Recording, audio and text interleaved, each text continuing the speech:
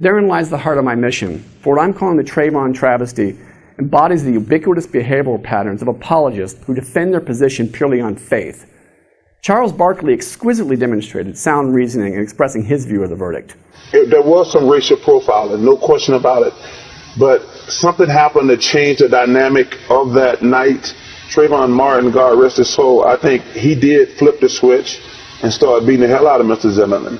But it was just a bad situation. Like I said, the main thing I feel bad for, it gives every white person and black person who's racist a platform to vent their ignorance.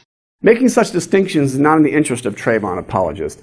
Listening to people like Piers Morgan, you would think that armed only with Skittles, the end-all be-all of the case. I've yet to see anyone offer a sound argument in defense of the departed they peddle as a bastion of innocence.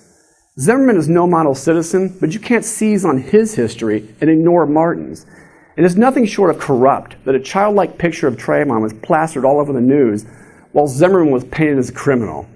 Even if he had been guilty, any attempt to manipulate the outcome is an affront to justice. It's astounding how people can complain about prejudice while simultaneously practicing it.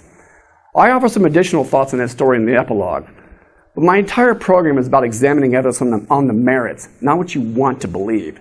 It doesn't dawn on any of the Trayvon apologists that they're offsetting gains that so many sacrificed to achieve. It might surprise you that I voted for Obama in 2008. I gave Romney a shot in the second round. I just had this old-fashioned idea about not rewarding people who are dishonest and don't do a good job. If only Hannity felt the same way. On the Trayvon tale, Hannity floated questions with a cross-examiner's skill, and yet he never applied that profile principle to Iraq by asking, does this fit the profile of a top-tier nuclear scientist, a guy with a bachelor's degree in mechanical engineering, with an ancillary role in the uranium enrichment industry? While the Department of Energy's Oak Ridge National Laboratory in the 1980s, Joe Turner tested and operated centrifuges, but he has no design or development experience in their incredibly complex theory. Does it stand to reason that this engineer turned CIA analyst would become the arbiter of the aluminum tubes intel, trumping all the true experts, including the world-renowned nuclear scientist Dr. Houston Wood, who actually created and ran the centrifuge department at Oak Ridge?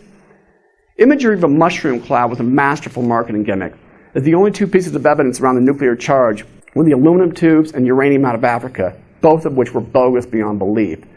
Everybody believed Iraq had WMD is not a valid argument any more than armed only with Skittles. Such fragments of folly are nothing more than empty slogans to serve a narrative. Arguing your views in good faith demands discernment, the willingness to examine all factors instead of seizing on one-dimensional elements for inadequate conclusions.